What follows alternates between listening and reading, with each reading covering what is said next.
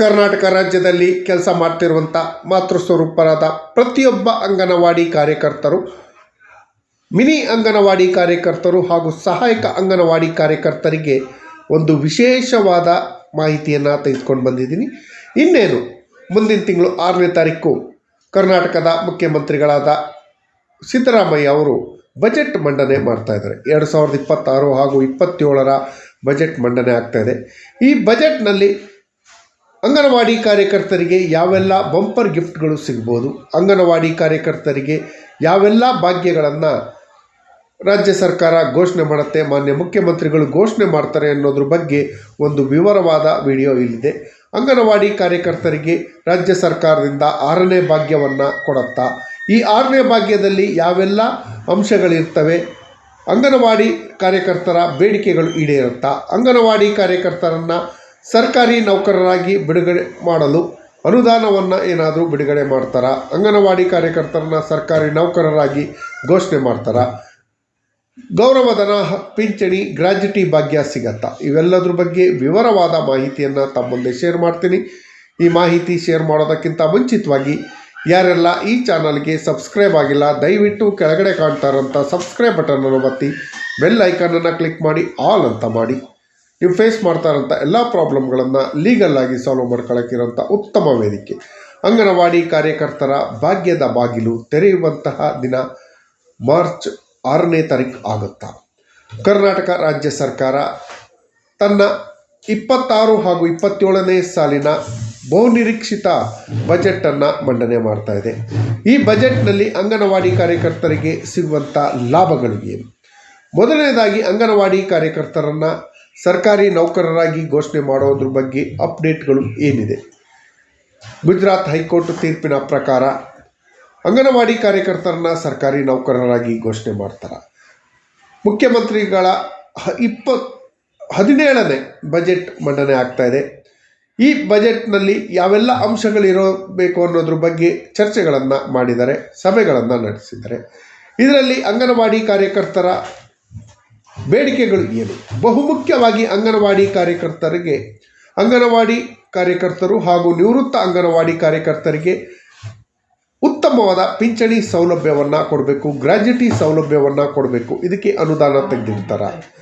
Karnataka high court ಹಾಗೂ supreme court ಆದೇಶದ ಪ್ರಕಾರ 2011ರಿಂದ ರಿಟೈರ್ಡ್ ಆದಂಥ ಪ್ರತಿಯೊಬ್ಬರಿಗೂ ಕೂಡ ಪಿಂಚಣಿ ಹಾಗೂ ಗ್ರಾಜ್ಯುಟಿಯನ್ನು ಕೊಡಬೇಕು ಅಂತ ಹೇಳಿ ಆದೇಶವನ್ನು ಮಾಡಿತ್ತು. ಈ ಗ್ರಾಜ್ಯುಟಿ ಸೌಲಭ್ಯ ಅಂಗನವಾಡಿ ಕಾರ್ಯಕರ್ತರಿಗೆ ಸಿಗುತ್ತಾ? ಇದನ್ನು ಕಾದು ನೋಡಬೇಕು. ಸಿಕ್ಕೇ ಸಿಗತ್ತೆ ಅನ್ನೋ ಒಂದು ಭರವಸೆ ಅಂತೂ ಖಂಡಿತವಾಗಿಯೂ ಇದೆ. ಅದರ ಜೊತೆಯಲ್ಲಿ ಅಂಗನವಾಡಿ ಕಾರ್ಯಕರ್ತರ ಗೌರವಧನ ಹೆಚ್ಚಳ ಆಗತ್ತಾ? ರಾಜ್ಯ ಸರ್ಕಾರವೇ ತನ್ನ ಚುನಾವಣಾ ಪ್ರಣಾಳಿಕೆಯಲ್ಲಿ ಘೋಷಣೆ ಮಾಡಿದ ಹಾಗೆ 6ನೇ ಭಾಗ್ಯವನ್ನು ಘೋಷಣೆ ಮಾಡುತ್ತಾ ಅಂಗನವಾಡಿ ಕಾರ್ಯಕರ್ತರ ಗೌರವಧನ ಹೆಚ್ಚಳಕ್ಕೆ ಸಂಬಂಧಪಟ್ಟ ಹಾಗೆ ವಿಶೇಷ ಅನುದಾನವನ್ನು ಬಜೆಟ್ನಲ್ಲಿ ತೆಗೆದಿಡುವಂಥ ಸಾಧ್ಯತೆಗಳಿದೆ. ಅಂಗನವಾಡಿ ಕಾರ್ಯಕರ್ತರ ಗೌರವಧನ ಕೂಡ ಹೆಚ್ಚಳ ಆಗುವಂತಹ ಕಾಲ ಹತ್ತಿರವಾಗಿದೆ ಅಂತಲೇ ಹೇಳ್ಬೋದು. ಅದರ ಜೊತೆಯಲ್ಲಿ ಅಂಗನವಾಡಿ ಕಾರ್ಯಕರ್ತರ ಬಾಕಿ ಇರುವಂತಹ ವೇತನಗಳು, ಸಂಬಳ ಸಹಿತ ರಜೆ ಸೌಲಭ್ಯ ಸೇರಿದಂತೆ ಎಲ್ಲ ಸೌಲಭ್ಯಗಳ ಬಗ್ಗೆ ಅಂಗನವಾಡಿ ಕಾರ್ಯಕರ್ತರು ಕರ್ನಾಟಕ ರಾಜ್ಯದ ಮಹಿಳಾ ಹಾಗೂ ಮಕ್ಕಳ ಕಲ್ಯಾಣ ಸಚಿವರಾದ ಶ್ರೀಮತಿ ಲಕ್ಷ್ಮೀ ಹೆಬ್ಬಾಳ್ಕರ್ ಅವರನ್ನು ಭೇಟಿಯಾಗಿ ಮನವಿಯನ್ನು ಸಲ್ಲಿಸಿದರೆ ಈ ವರ್ಷದ ಬಜೆಟ್ನಲ್ಲಿ ಅಂಗನವಾಡಿ ಕಾರ್ಯಕರ್ತರ ಗೌರವಧನವನ್ನು ಹೆಚ್ಚಳ ಮಾಡಬೇಕು, ನೀವು ಕೊಟ್ಟ ಅಂತಹ ಮಾತನ್ನು ಉಳಿಸ್ಕೊಳ್ಳೋಂಥ ಕೆಲಸಕ್ಕೆ ಕೈ ಹಾಕಬೇಕು ಅಂತ ಹೇಳಿ ಮಾನ್ಯ ಸಚಿವರನ್ನು ಮನವಿ ಮೂಲಕ ಮನವಿಯನ್ನು ಮಾಡ್ಕೊಂಡಿದ್ದಾರೆ.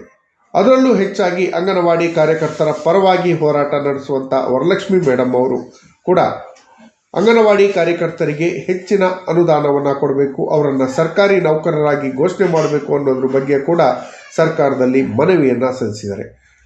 ಅದರ ಜೊತೆಯಲ್ಲಿ ಮತ್ತೊಂದು ಪ್ರಮುಖವಾದ ವಿಚಾರ ಏನು ಅಂದರೆ, ಇದೇ ಸರ್ಕಾರ ಅಂಗನವಾಡಿ ಕಾರ್ಯಕರ್ತರು ರಿಟೈರ್ಡ್ ಆದಂಥ ಅಂಗನವಾಡಿ ಕಾರ್ಯಕರ್ತರಿಗೆ 3 ಲಕ್ಷ ರೂಪಾಯಿ ವಿಶ್ರಾಂತಿ ವೇತನವನ್ನು ಕೊಡ್ತೀವಿ ಅಂತ ಹೇಳಿ ಘೋಷಣೆಯನ್ನು ಮಾಡಿತ್ತು ಪ್ರಣಾಳಿಕೆಯಲ್ಲಿ.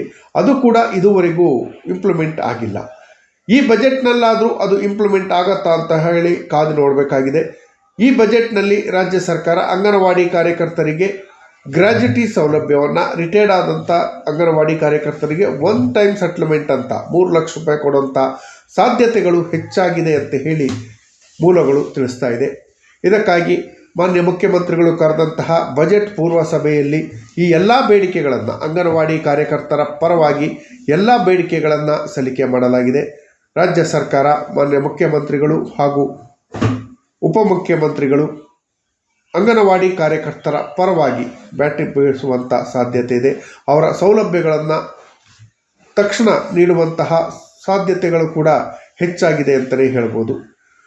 ಅಂಗನವಾಡಿ ಕಾರ್ಯಕರ್ತರ ಸಮಸ್ಯೆಗಳಿಗೆ ಸ್ಪಂದಿಸಲು ರಾಜ್ಯ ಸರ್ಕಾರ ಸದಾ ಸಿದ್ಧವಾಗಬೇಕು. ಅಂಗನವಾಡಿ ಕಾರ್ಯಕರ್ತರು ಸರ್ಕಾರದ ಪರವಾಗಿ ಕೆಲಸ ಮಾಡುವಂತಹ ಸರ್ಕಾರಿ ನೌಕರರ ತರಹ ಕೆಲಸ ಮಾಡ್ತಾರೆ. ಸರ್ಕಾರದ ಎಲ್ಲ ಯೋಜನೆಗಳನ್ನು ತಲುಪಿಸುವಂಥ ಕೆಲಸವನ್ನು ಮಾಡ್ತಾರೆ, ಚುನಾವಣಾ ಕರ್ತವ್ಯವನ್ನು ಮಾಡ್ತಾರೆ. ಆದರೆ ಅಂಗನವಾಡಿ ಕಾರ್ಯಕರ್ತರಿಗೆ ಯಾಕೆ ಉತ್ತಮ ಗ್ರ್ಯಾಜುಟಿ ಸೌಲಭ್ಯ ಸಂಬಳಗಳು ಇಲ್ಲ ಅನ್ನೋದು ಪ್ರತಿಯೊಬ್ಬರ ಪ್ರಶ್ನೆ. ಅದರ ಜೊತೆಯಲ್ಲಿ ಅಂಗನವಾಡಿ ಕಾರ್ಯಕರ್ತರಿಗೆ ಬಜೆಟ್ನಲ್ಲಿ ಯಾವೆಲ್ಲ ಸೌಲಭ್ಯಗಳನ್ನು ಕೊಡಬೇಕು ಅನ್ನೋದ್ರಿಂದ ಒಂದು ವಿಶೇಷವಾದ ನೋಡೋದಾದರೆ ಅಂಗನವಾಡಿ ಕಾರ್ಯಕರ್ತರು ಹಾಗೂ ಅವರ ಕುಟುಂಬ ವರ್ಗದವರಿಗೆ 10 ಲಕ್ಷ ರೂಪಾಯಿವರೆಗೂ ಉಚಿತ ವೈದ್ಯಕೀಯ ಸೌಲಭ್ಯವನ್ನು ಕೊಡುವಂಥ ವ್ಯವಸ್ಥೆಯನ್ನು ತಕ್ಷಣ ಮಾಡಬೇಕು.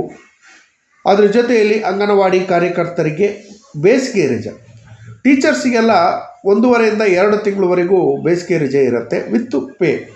ಆದರೆ ಅಂಗನವಾಡಿ ಕಾರ್ಯಕರ್ತರಿಗೆ ಮಾತ್ರ ಬರೀ 15 ದಿನ ಮಾತ್ರ ರಜೆ ಇದೆ. ಆ 15 ದಿನ ರಜೆಯನ್ನು 30 ದಿನಕ್ಕಾದರೂ ಹೆಚ್ಚಳ ಮಾಡಬೇಕು ಅನ್ನೋ ಬೇಡಿಕೆಯನ್ನು ಸಲ್ಲಿಕೆ ಮಾಡಲಾಗಿದೆ. ರಾಜ್ಯ ಸರ್ಕಾರ ಈ ಬೇಡಿಕೆಗಳಿಗೆ ಸ್ಪಂದಿಸುವಂಥ ಸಾಧ್ಯತೆ ಹೆಚ್ಚಾಗಿದೆ. ಬಜೆಟ್ ಪೂರ್ವ ಸಭೆಯಲ್ಲಿ ಕೂಡ ಈ ಬಗ್ಗೆ ಚರ್ಚೆಗಳು ಆಗಿದೆ.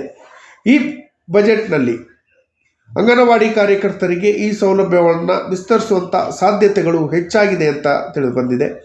ಅದರ ಜೊತೆಯಲ್ಲಿ ಅಂಗನವಾಡಿ ಕಾರ್ಯಕರ್ತರ ಪಿಂಚಣಿ ವಿಚಾರದಲ್ಲಿ ತಕ್ಷಣ ಏನು ಸರ್ಕಾರಿ ನೌಕರರಿಗೆ ಯಾವ ರೀತಿಯಲ್ಲಿ ಪಿಂಚಣಿ ಕೊಡ್ತಿರೋ ಅದೇ ರೀತಿ ಪಿಂಚಣಿಯನ್ನು ಅಂಗನವಾಡಿ ಕಾರ್ಯಕರ್ತರಿಗೂ ಕೊಡಬೇಕು. ಅಂಗನವಾಡಿ ಕಾರ್ಯಕರ್ತರಿಗೆ ರಿಟೈರ್ಡ್ ಆದ ತಕ್ಷಣ 10 ಲಕ್ಷ ರೂಪಾಯಿ ಕಮಿಟೇಷನನ್ನು ಕೊಡುವಂಥ ವ್ಯವಸ್ಥೆಯನ್ನು ಮಾಡಬೇಕು ಅಂತ ಹೇಳಿ ಕೇಳ್ತೀವಿ. ಅಂಗನವಾಡಿ ಕಾರ್ಯಕರ್ತರನ್ನ ಗುಜರಾತ್ ಹೈಕೋರ್ಟ್ ಆದೇಶದ ಪ್ರಕಾರ ಹಾಗೂ ಅವರ ಕೆಲಸವನ್ನು ನೋಡಿ ಮಾನವೀಯತೆ ಆಧಾರದಲ್ಲಾದರೂ ಕೂಡ ಅಂಗನವಾಡಿ ಕಾರ್ಯಕರ್ತರನ್ನ ಸಿ ದರ್ಜೆ ಸರ್ಕಾರಿ ನೌಕರರಾಗಿ ಘೋಷಣೆ ಮಾಡಿ ಅವರಿಗೆ ಸಿ ದರ್ಜೆ ನೌಕರರಿಗಿರುವಂಥ 34,400 ರೂಪಾಯಿ ಬೇಸಿಕ್ಕನ್ನು ಫಿಕ್ಸ್ ಮಾಡಬೇಕು. ಅದರ ಜೊತೆಯಲ್ಲಿ ಸಹಾಯಕ ಅಂಗನವಾಡಿ ಕಾರ್ಯಕರ್ತರನ್ನು ಡಿ ದರ್ಜೆ ಅಂಗನವಾಡಿ ಕಾರ್ಯಕರ್ತರಾಗಿ ಸರ್ಕಾರಿ ನೌಕರರಾಗಿ ಘೋಷಣೆ ಮಾಡಿ ಡಿ ದರ್ಜೆ ಸರ್ಕಾರಿ ನೌಕರರಿಗಿರುವಂಥ 28,000 ರೂಪಾಯಿ ಸಂಬಳವನ್ನು ಇವರಿಗೂ ಕೊಡಬೇಕು. ಅಂಗನವಾಡಿಗಳನ್ನು ಪೂರ್ವ ಪ್ರಾಥಮಿಕ ಶಾಲೆಗಳಾಗಿ ಮಾಡಬೇಕು ಅನ್ನೋ ಬೇಡಿಕೆಗಳು ಕೂಡ ತುಂಬ ದಿನಗಳಿಂದ ಇದೆ. ಈ ಬಗ್ಗೆ ಸರ್ಕಾರ ಗಮನ ಹರಿಸಿ ಅಂಗನವಾಡಿಗಳನ್ನು ಪೂರ್ವ ಪ್ರಾಥಮಿಕ ಶಾಲೆ ಅಂತ ಘೋಷಣೆ ಮಾಡಿ ಅಲ್ಲಿ LKG UKGಗಳನ್ನು ಆರಂಭ ಮಾಡಬೇಕು. ಇದಕ್ಕಾಗಿ ಬಜೆಟ್ನಲ್ಲಿ ಯಾವೆಲ್ಲ ಅಂಶಗಳು ಇರಬೇಕು ಅನ್ನೋದ್ರ ಬಗ್ಗೆ ಇದೇ 28ನೇ ತಾರೀಕು ಒಂದು ವಿಶೇಷವಾದ ಸಭೆಯನ್ನು ಅಂಗನವಾಡಿ ಕಾರ್ಯಕರ್ತರು ಬೆಂಗಳೂರಿನಲ್ಲಿ ಹಮ್ಮಿಕೊಂಡಿದ್ದಾರೆ. ಇದನ್ನು ಪ್ರತಿಭಟನೆ ಅಂತ ಹೇಳ್ಬೋದು, ಆಗ್ರಹ ಅಂತನಾದರೂ ಹೇಳ್ಬೋದು, ಏನಾದರೂ ತಿಳ್ಕೊಳ್ಳಿ. ಪ್ರತಿಯೊಬ್ಬರು ಬೆಂಗಳೂರಿಗೆ ಬಂದು ನಿಮ್ಮ ಬೇಡಿಕೆಗಳನ್ನು ಸಲ್ಲಿಕೆ ಮಾಡಿ. ನಮ್ಮ ಒಗ್ಗಟ್ಟಿನಲ್ಲಿ ಬಲ ಇರಬೇಕು. ಪ್ರತಿಯೊಬ್ಬರು ಒಂದಾಗಿ ಬಂದರೆ ರಾಜ್ಯ ಸರ್ಕಾರ ಖಂಡಿತವಾಗಿ ನಮ್ಮ ಬಲವನ್ನು ಗುರುತಿಸಿ ನಮಗೆ ಸಿಗಬೇಕಾದಂಥ ಸೌಲಭ್ಯಗಳನ್ನು ಖಂಡಿತವಾಗಿ ಕೊಡುತ್ತೆ ಅಂತ ಹೇಳ್ತಾ ಅಂಗನವಾಡಿ ಕಾರ್ಯಕರ್ತರಿಗೆ ಮುಂದಿನ ತಿಂಗಳ 6ನೇ ತಾರೀಕು ಮಂಡನೆ ಆಗಿರುವಂಥ ರಾಜ್ಯ ಬಜೆಟ್ನಲ್ಲಿ ಎಲ್ಲ ಸೌಲಭ್ಯಗಳನ್ನು ಕೊಡುವಂಥ ವ್ಯವಸ್ಥೆಯನ್ನು ರಾಜ್ಯ ಸರ್ಕಾರ ಮಾಡಬೇಕು. ಅಂಗನವಾಡಿ ಕಾರ್ಯಕರ್ತರನ್ನು ಮತ್ತೆ ಬೀದಿಗೆ ತಳ್ಳುವಂಥ ಕೆಲಸವನ್ನು ಮಾಡಿಬಿಡಿ. ಕಳೆದ ಬಾರಿ ವರ್ಷಾನುಗಟ್ಟಲೆ ಹೋರಾಟಗಳನ್ನು ಮಾಡಿದರು. ತಿಂಗಳಾನುಗಟ್ಟಲೆ ರೋಡಲ್ಲಿ ಮಲಗಿ ಮನೆ ಮಠವನ್ನು ಬಿಟ್ಟು ರೋಡ್ನಲ್ಲಿ ಮಲಗಿ ತಮ್ಮ ಸೌಲಭ್ಯವನ್ನು ಕೊಡಿ ಅಂತ ಕೇಳ್ತಾಯಿದ್ರು. ಅಂಗನವಾಡಿ ಕಾರ್ಯಕರ್ತರು ಕೋರುವಂತಹ ಸೌಲಭ್ಯಗಳನ್ನು ರಾಜ್ಯ ಸರ್ಕಾರ ತಕ್ಷಣ ಜಾರಿ ಮಾಡಬೇಕು. 2026-27ನೇ ಸಾಲಿನ ರಾಜ್ಯ ಬಜೆಟ್ನಲ್ಲಿ ತಕ್ಷಣ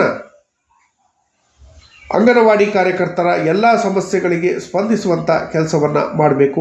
ಇನ್ನೂ ಏನಾದರೂ ಬೇಡಿಕೆಗಳಿದ್ದರೆ ಬಜೆಟ್ ಒಳಗೆ ಮಾನ್ಯ ಮುಖ್ಯಮಂತ್ರಿಗಳಿಗೆ ತಲುಪಿಸಲಾಗತ್ತೆ. ನೀವು ಕಾಮೆಂಟ್ ಬಾಕ್ಸ್ನಲ್ಲಿ ನಿಮ್ಮ ಸಮಸ್ಯೆಗಳನ್ನು ತಿಳಿಸಿ ಅಂತ ಹೇಳ್ತಾ, ಈ ಮಾಹಿತಿ ತಮಗೆಲ್ಲರಿಗೂ ಇಷ್ಟ ಆಗಿದ್ದರೆ ದಯವಿಟ್ಟು ಕೆಳಗಡೆ ಕಾಣ್ತಾ ಇರುವಂಥ ಸಬ್ಸ್ಕ್ರೈಬ್ ಬಟನನ್ನು ಒತ್ತಿ ಬೆಲ್ ಐಕನ್ನ ಕ್ಲಿಕ್ ಮಾಡಿ ಆಲ್